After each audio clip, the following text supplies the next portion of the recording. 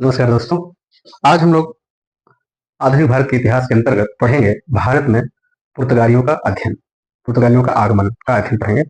इसी कड़ी में हम लोग ये देखेंगे कि कल के क्लास में हम लोगों ने पढ़ा था भारत में यूरोपियों के आगमन के अंतर्गत कैसे कैसे लोग यूरोप से भारत में आते हैं, है ना। हमने पढ़ा था 1488 ईस्वी में बार्थोलोमेव डियास भारत की खोज के लिए निकलता है और उत्तमासा अंतरिक्ष यानी cape of good hope Africa महाद्वीप के तट तक आता है और वहां से वापस चला जाता है। वो उसे भारत की खोज नहीं होती है। इसी क्रम में 1492 ईस्वी में क्रिस्टोफर क्रिस्टोफर भारत की खोज के लिए निकलते हैं और वह अमेरिका पहुंच जाते हैं। अमेरिका पहुंचने से पूर्व उन्हें छोटे छोटे द्वीप दिखाई पड़ते हैं जिसको इन्होंने इंडिया समझ के इंडीज कह दिया। बाद में एहसास हुआ कि नहीं, यह तो इंडिया नहीं है, इसलिए उन्होंने दिमाग लगाया कि ईस्ट की जगह हम वेस्ट में आ गए हैं, यानी पूर्व की जगह पश्चिम में आ गए हैं, तो इन्होंने उसे वेस्ट इंडीज कह दिया। ठीक है, और वहां के लोगों को रेड इंडियन कह दिया। इस तरह से आप देखेंगे कि उसके पश्चात जो है वास्को डी गामा निकलते हैं। वास्को डी गामा भारत की खोज के निकलता है और वह जो है उत्तमासा अंतरिक्ष से होते हुए भारत की तरफ आ जाता है ना। भारत में आता है। भारत में उसकी मुलाकात जमोरिन से होती है, जिसके बारे में आज हम लोग अध्ययन करेंगे थोड़ा सा, जमोरिन कौन था, है ना। तो कल की हमारी जो क्लास हुई थी यहीं तक हुई थी। हम लोगों ने यहाँ तक अध्ययन किया था। उसके बाद जमोरिन से बातचीत होती है उसकी। कुछ एक प्रमुख अन्य जो है भौगोलिक खोजकर्ता थे, उनके बारे में हम लोग डिस्कस कर लेते हैं, फिर हम लोग देखेंगे भारत में पुर्तगालियों का आगमन। ठीक है, चलिए। तो सबसे पहले हम लोग लेंगे 1642 ईस्वी में। 1642 ईस्वी में 1642 ईस्वी में कौन आए थे? एबक तस्मान। इन्होंने ऑस्ट्रेलिया न्यूजीलैंड की खोज करी। ये खोज नहीं की, मतलब इनको पता चला कि ऑस्ट्रेलिया और न्यूजीलैंड भी महाद्वीप है, और ये रहने वाले कहाँ के थे? हॉलैंड के। और दूसरे जो है कैप्टन कुक जो है, ये 1768 ईस्वी में 1768 ईस्वी में कैप्टन कुक, ये कहाँ के रहने वाले थे? ये ब्रिटेन के रहने वाले थे। ये भी जो है कहाँ जाते हैं? ऑस्ट्रेलिया जाते हैं। ये एबक तस्मान पहले न्यूजीलैंड जाते हैं, उसके बाद ऑस्ट्रेलिया जाते हैं। ये ऑस्ट्रेलिया जाते हैं। और कोलंबस के बारे में आप लोग जानते हैं। कोलंबस 1492। कोलंबस क्रिस्टोफर का पूरा नाम है। ये कहाँ के थे? स्पेन के। ठीक है, और 1498 ईस्वी में कौन आते हैं? Vasco D gamma. ये कहाँ आते हैं? ये कहाँ के रहने वाले हैं? पुर्तगाल। आते कहाँ हैं ये? भारत। ठीक है, भारत में आते हैं ये। अब आप ये देखेंगे एबक तस्मान न्यूजीलैंड, ब्रिटेन, ये कैप्टन कुक ऑस्ट्रेलिया। पूछ लिया जा सकता है एग्जाम में। कोलंबस क्रिस्टोफर अमेरिका और पुर्तगाल ये भारत, ही पूछा जा सकता है। तो इसलिए इनका नाम याद रखिए। 1498 में तो ऐसे इसका एक क्रम बना लीजिए आप। नंबर 1 पिन को रखिए, नंबर 2 पिन को रखिए, नंबर 3 पिन को रखिए, नंबर 4 पिन को रखिए। इस हिसाब से इसको अध्ययन करना है। ठीक है, आज हम लोग जो पढ़ेंगे वह पढ़ेंगे भारत में यूरोपियों का आगमन। यही इंपॉर्टेंट टॉपिक है। इसमें से कैसे कैसे कुछ कुछ चीजें होती है इसको देखते हैं। ठीक है, इसको आप स्क्रीनशॉट ले लीजिएगा। अब इसे हम डिलीट मारते हैं। ठीक, चलिए। भारत में अब यूरोपीय कंपनियों का आगमन हो रहा होता है, जिसमें से सर्वप्रथम कौन थे? पुर्तगाली। एक ट्रिक आप लोग याद रख लीजिएगा, P D E D F. P से पुर्तगाली, डी से कौन? डच। ई से इंग्लिश या अंग्रेज। फिर डी से डेनिस। फिर एफ से फ्रांसीसी।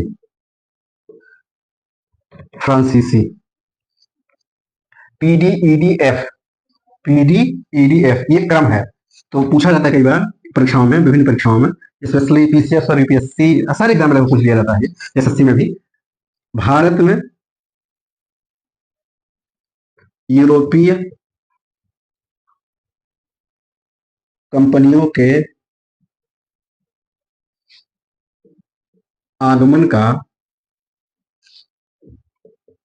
क्रम। तो आप कैसे याद करेंगे? पी फॉर पुर्तगाली, D for Dutch, E for अंग्रेज, D for Danish, F for फ्रांसीसी। पी डी ई एफ, ये आपको याद करना होगा इस क्रम में। तो भारत में यूरोपीय कंपनियों के आगमन का क्रम क्या है? ये क्रम है। इसका स्क्रीनशॉट आप लोग ले सकते हैं मन करे तो। अब हम लोग आगे बढ़ेंगे, ठीक है। आधुनिक भारत का जो इतिहास है बहुत इंटरेस्टिंग है, क्योंकि हमें इस समय आधुनिक भारत, सबसे पहले ये समझना बहुत जरूरी है कि आधुनिक भारत का मतलब क्या हुआ, आधुनिक भारत इसे क्यों कहा जा रहा है। आधुनिक भारत का मतलब यह है कि नई नई विचारधाराओं का आगमन हो रहा है, जो सोचने और समझने की प्रक्रिया धर्म से हटकर तर्क पर आ गई है, भारत में भी, दुनिया के तमाम अन्य देशों में भी। इसलिए से आधुनिक भारत के अंतर्गत हम लोग अध्ययन कर रहे हैं। तो भारत में पुर्तगालियों का आगमन, आज का जो टॉपिक है हम लोग पढ़ेंगे, भारत में यूरोपियों पुर्तगालियों का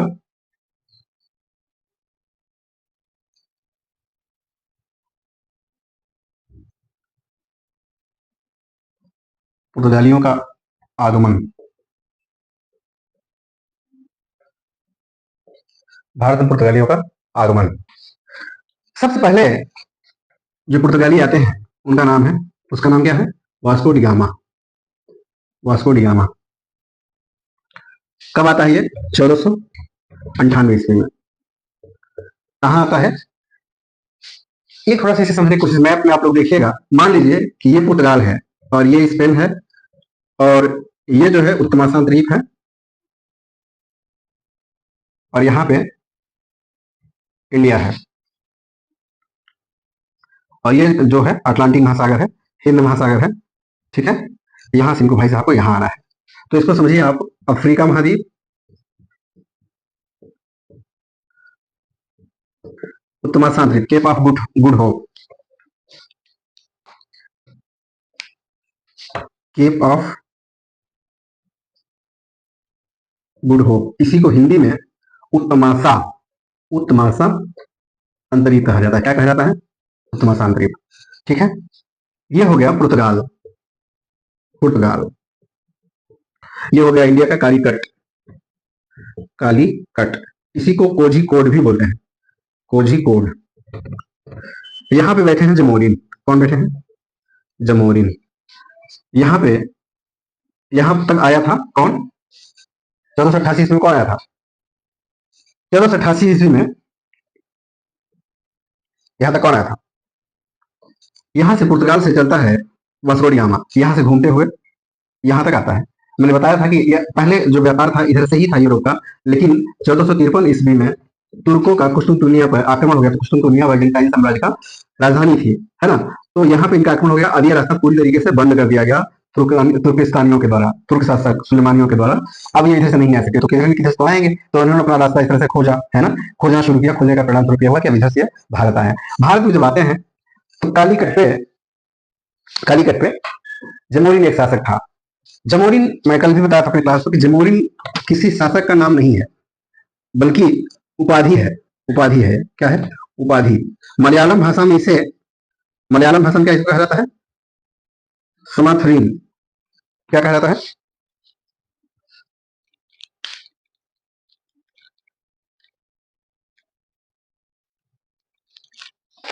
मलयालम भाषा में से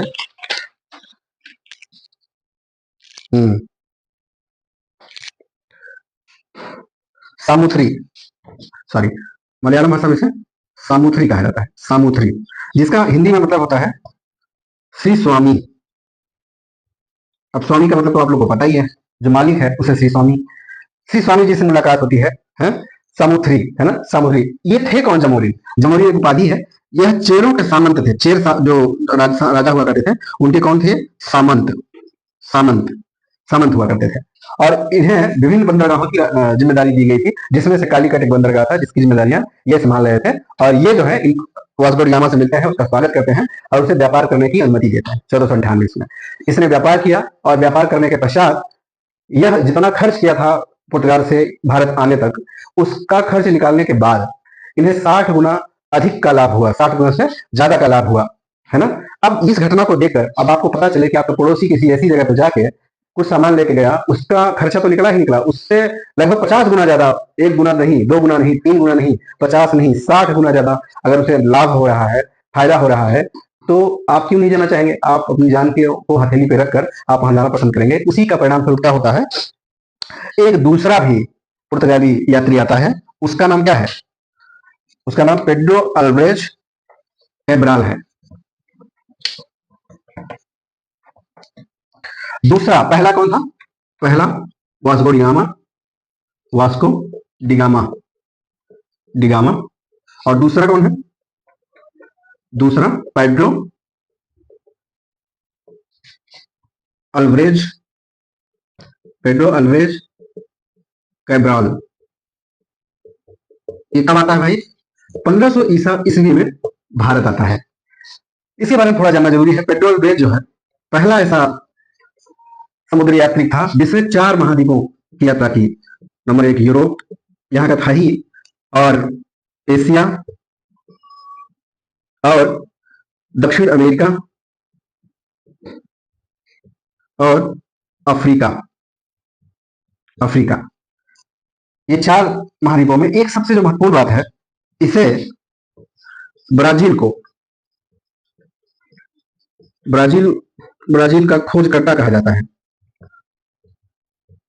मैं बार बार कह रहा हूं, ये जो खोजकर्ता वर्ड है इस पर ध्यान दीजिए।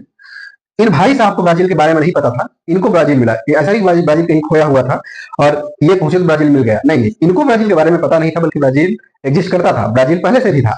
जैसे अक्सर लोग पढ़ते हैं कि भारत की खोज किसने की, अमेरिका की खोज किसने, अरे भाई उनको नहीं पता था, वो वहां पहुंचे, उनको ये जानकारी मिली, ठीक है। तो इन्होंने खोज नहीं किया, कोई खोज करने वाला पहले से एग्जिस्ट करता था, पहले से था वो, इनको पता तब चला, ठीक है। तो ये जो है ब्राजील। अच्छा, एक मजेदार बात, लैटिन अमेरिका कहा जाता है दक्षिण अमेरिका को। लैटिन अमेरिकी जितने भी देश हैं उन पे मैक्सिमम देशों में स्पेनिश भाषा बोली जाती है। स्पेनिश, स्पेनिश भाषा। कौन सी भाषा? स्पेनिश भाषा। क्यों बोली जाती है? क्योंकि बहुत लंबे समय तक स्पेन का आधिपत्य यहाँ पर था। लेकिन ब्राजील ही एक ऐसा देश है जहां पर स्पेनिश नहीं बोली जाती। उसके पीछे का रीजन क्यों? क्योंकि यहाँ पे पुर्तगालियों का कब्जा था, आधिपत्य था, ये यहाँ पे काबिज थे, हड़प रखा था, कब्जा किया था, इसलिए इनका यहाँ पे ब्राजील में अलग अलग अन्य कई सारी भाषाएं बोली जाती है। तो ये समझने वाली बात है। इनकी पत्नी का नाम ईसाबेल कास्त्रो था। पेड्रो अल्वारेज की पत्नी का क्या नाम था? ईसाबेल। जान लो, क्या पता पूछ ले भाई एग्जामिनर का क्या है। Isabel Castro, Isabel Castro. इसकी शादी 1503 ईस्वी में होती है। मैं इसलिए इसे बता रहा हूँ क्योंकि इसकी पत्नी जो है भारत की खोज के बाद हमेशा से इसके साथ रही। तो मैं ये नहीं कह रहा हूँ कि हर सफल पुरुष के पीछे किसी एक महिला का हाथ होता है, किसी न किसी का हाथ जरूर होता है, वो महिला हो सकती है या पुरुष। लेकिन मैं इसलिए कह रहा हूँ क्योंकि एक दोस्त होने के नाते, एक पति होने के नाते, एक दोस्त की भूमिका के रूप में ईसाबेल कास्त्रो ने इसके साथ हमेशा रही, जब ये जहां भी यात्रा किया, इसलिए मैं थोड़ा इसका जिक्र कर दिया है। अब ईसाबेल के बाद ये 1500 भाई साहब आते हैं, घूम घाम के इंडिया से वापस चले जाते हैं। फिर 1502 ईस्वी में वास्को डिगामा भारत में पुनः आता है। 1502 ईस्वी में 1502 ईस्वी में 1502 ईस्वी में वास्को डिगामा भारत में पुनः आता है। वास्को डिगामा भारत में पुनः आता है। अब यह अपना व्यापार जो है कंटिन्यू रख रहा है, करना शुरू कर दिया। अब ये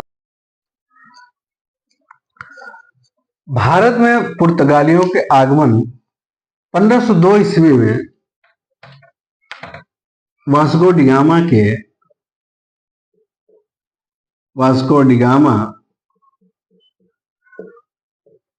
पुनः भारत आता है, यह अपना व्यापार शुरू कर देता है। कुछ ऐसी कौन सी स्थिति उत्पन्न होती है जिससे पुर्तगाल अब एक दल के रूप में नहीं बल्कि एक शासक के रूप में आना प्रारंभ कर दिया पुर्तगालियों ने? उसके पीछे का संभवतः कारण यह रहा होगा, उन्हें लगा कि इंडिविजुअल अगर लाभ होगा तो कोई किसी का सहयोग नहीं करेगा। तो उस सहयोग को बनाए रखने के लिए इन्होंने योजना बनाई कि नहीं भाई, अब अकेले कोई व्यापार नहीं करेगा बल्कि देश हित में काम किया जाएगा। उसका परिणाम स्वरूप यह हुआ कि अब जो है योग्य व्यक्तियों को भारत में व्यापार के लिए भेजा जाने लगा। उसी क्रम में सबसे पहले जो पहला पुर्तगाली गवर्नर आता है Francisco de Almeida, Francisco de Almeida. अच्छा, उसके पहले एक बात कह देना थोड़ा जरूरी है कि इन गवर्नरों के आने से पहले दो फैक्ट्रियां ऑलरेडी स्थापित हो चुकी थी पुर्तगालियों की। पुर्तगालियों की दो फैक्ट्री, या यूं कह लें factory, factory number 1, number 2। Number 1 पहली जो फैक्ट्री थी इनकी, वह 1500 ईस्वी में, 1500 ईस्वी में कोचीन में स्थापित हुई। यह संभवतः अस्थायी थी। और दूसरी, ये पहली थी, और दूसरी 1505 ईस्वी में कुन्नूर में। ये दोनों केरल में ही है, कुन्नूर में। दूसरी मजेदार बात यह है, इसके ये जो पहली जो फैक्ट्री है, इसमें थोड़ा संशय है, लेकिन इसमें यह केरल सरकार की वेबसाइट पे अंकित है, इसलिए दूसरी वाली एकदम क्लियर चीज है। तो आप पहली देखेंगे 1500 ईस्वी में, 1500 ईस्वी में, और दूसरी 1505 ईस्वी में स्थापित हो गई थी। मतलब गवर्नर हुआ करते थे, उनके आने से पूर्व ही इस तरह की चीजें शुरू हो गई थी। अब पहला जो गवर्नर है, पहला गवर्नर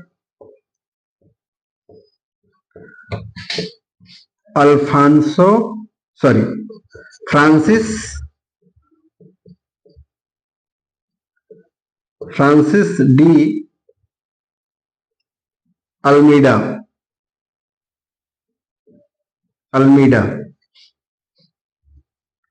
फ्रांसिस डी अल्मीडा पहला गवर्नर था। ये पहला गवर्नर कौन सा? पहला पुर्तगाली गवर्नर।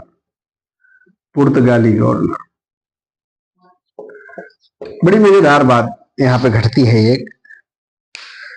इन भाई साहब का उद्देश्य पता है क्या था? इनका उद्देश्य यह था शांतिपूर्वक व्यापार करना। शांतिपूर्वक, ये चाहते हैं कि शांतिपूर्वक व्यापार करें। मैं आपसे कहूं कि मैं शांतिपूर्वक आपके घर पर कब्जा करना चाहता हूं। आपको गुस्सा तो नहीं आना चाहिए, आप क्रोधित भी नहीं होंगे, आपको मजा आएगा कि अच्छा है भाई, ये तो शांतिपूर्वक हमारे घर पर कब्जा कर रहा है। ये भी ऐसे ही भाई साहब कुछ कर रहे हैं शांतिपूर्वक। इनका उद्देश्य क्या था? शांतिपूर्वक व्यापार करना, शांतिपूर्वक व्यापार करना। लेकिन इन शांतिपूर्वक व्यापार करने के साथ साथ एक काम क्या शुरू करते हैं, एक पॉलिसी अपनाते हैं, जिस पॉलिसी का नाम है blue water policy. Blue water policy, इसका हिंदी एक्चुअली होता है नीला जल नीति। लेकिन आप नीला जल छोड़िए, आप अंग्रेजी ही इसका नाम याद रखिए, ब्लू वाटर पॉलिसी। ब्लू